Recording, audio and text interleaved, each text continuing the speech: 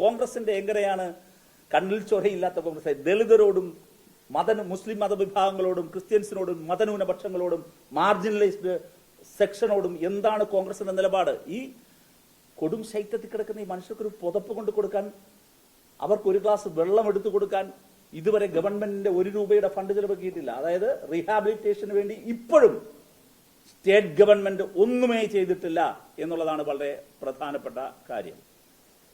200ഓളം വീടുകൾ, 1000ഓളം വിക്ടിംസ്, എല്ലാവരും അശരണരായ മനുഷ്യർ.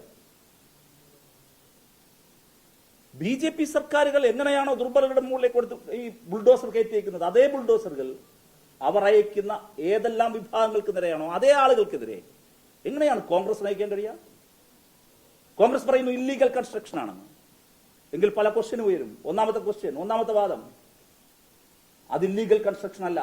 ഇവിടെ പ്രവർത്തിക്കുന്ന സിവിൽ സൊസൈറ്റി ഗ്രൂപ്പുകൾ, നേരത്തെ പ്രവർത്തിക്കുന്ന ഗ്രൂപ്പുകൾ മുഴുവൻ പേരുമായിട്ട് ഞാൻ ഇന്നലെ സംസാരിച്ചു. അവരുടെ കയ്യിൽ മുഴുവൻ ഡേറ്റയുണ്ട്. അവർ ഈ ലാൻഡിന്റെ സർവേ നടപടി നേരത്തെ എടുത്തിട്ടുണ്ട്. അവരുടെ സർവേ പ്രകാരം മുഴുവൻ പേരുടെ കയ്യിലും ലാൻഡ് ഡോക്യുമെന്റ് ഉണ്ട്. അത് ഇല്ലീഗൽ കൺസ്ട്രക്ഷൻ അല്ല. നമ്പർ 1. നമ്പർ 2, അവരുടെ മുഴുവൻ പേരുടെ കയ്യിലും ഞങ്ങൾക്ക് തന്നെ നേരിട്ട് ബോധ്യപ്പെട്ടതാണ് voter I D, Aadhaar card, എല്ലാ സംവിധാനവും, റേഷൻ കാർഡ് ഉണ്ട്. അവർ ഇന്ത്യൻ സിറ്റിസൺസ് ആണ്. മൂന്നാമത്തെ വളരെ പ്രധാനപ്പെട്ട കാര്യം, ഇനി അവരുടെ വാദം ശരിവച്ചാൽ തന്നെ ഇല്ലീഗൽ കൺസ്ട്രക്ഷൻ ആണെങ്കിൽ സുപ്രീം കോടതിയുടെ മാർഗനിർദ്ദേശമുണ്ട്. അത് മറികടന്ന് എങ്ങനെയാണ് ഒരു വെളുപ്പാൻ കാലത്ത് ബുൾഡോസറുകൾ കയറ്റി മനുഷ്യരെ ഇടിച്ചു നിരത്തുക? റീഹാബിലിറ്റേഷനെ കുറിച്ച് എന്തായിരുന്നു ഗവൺമെന്റിന്റെ പദ്ധതി? ഗവൺമെന്റ് വിശദീകരിക്കണ്ടേ? ഇനി അടുത്തൊരു ക്വസ്റ്റ്യൻ തിരിച്ചോദിക്കുകയാണ്. ബാംഗ്ലൂർ എന്ന മഹാനഗരത്തിൽ ഇല്ലീഗൽ കൺസ്ട്രക്ഷൻ ഒതുക്കിയത്രേ.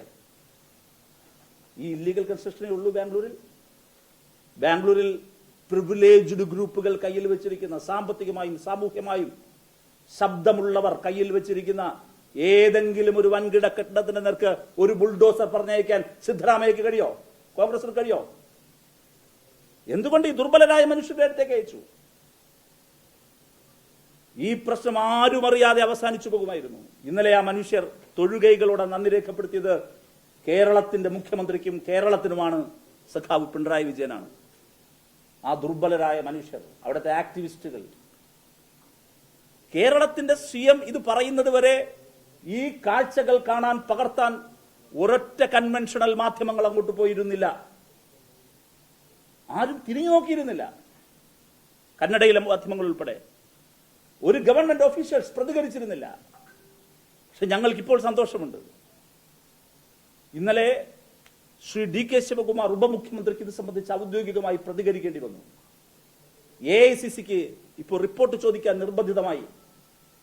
ഇപ്പോൾ അവിടേക്ക് മാധ്യമങ്ങൾ എത്താൻ തുടങ്ങി. ഞാൻ മനസ്സിലാക്കുന്നത് കേരളത്തിൽ തന്നെ ചില മാധ്യമങ്ങൾ അവിടെ എത്തി. അവിടെ നിന്ന് എന്നെ ഇന്ന് കോൺടാക്ട് ചെയ്തിരുന്നു. അവിടെ എത്തി, ഗ്രൗണ്ടിലേക്ക് എത്തി. കേരളത്തിന്റെ മുഖ്യമന്ത്രിയും ഇടതുപക്ഷവും CPIM ഈ പ്രശ്നം ഉന്നയിച്ചില്ലായിരുന്നുവെങ്കിൽ, DYFIയുടെ ഇടപെടലില്ലെങ്കിൽ, ഞാൻ ചോദിക്കുന്നു, ഇതാരും അറിയാതെ പോകില്ല ഈ കാഴ്ചകൾ? എന്ത് ജസ്റ്റിഫിക്കേഷനാണ് കോൺഗ്രസിന് പറയാനുള്ളത്? യോഗി ആദിത്യനാഥിന്റെ പ്രതിരൂപമായി എങ്ങനെയാണ് സിദ്ധരാമയ്യക്ക് മാറാൻ കഴിയുക? ഗണഗീതം പാടുന്നതിൽ അഭിമാനിക്കുന്ന DK ശിവകുമാർ നയിക്കുന്ന കോൺഗ്രസ് ആണ് കർണാടകയിലെ കോൺഗ്രസ്. എവിടെ പ്രിയങ്ക ഗാന്ധി?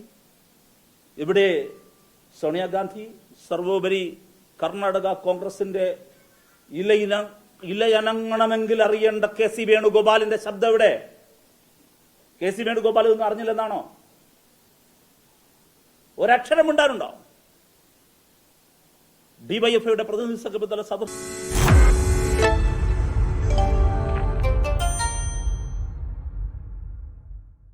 ലോകത്തെവിടെയായാലും ഏത് സമയത്തും 24 വാർത്തകളും ഓഗ്മെന്റഡ് റിയാലിറ്റി പാക്കേജുകളും എക്സ്പ്ലെയിനറുകളും വിശദമായി കാണാൻ ഞങ്ങളുടെ YouTube ചാനൽ നിങ്ങൾക്ക് സബ്സ്ക്രൈബ് ചെയ്യാം.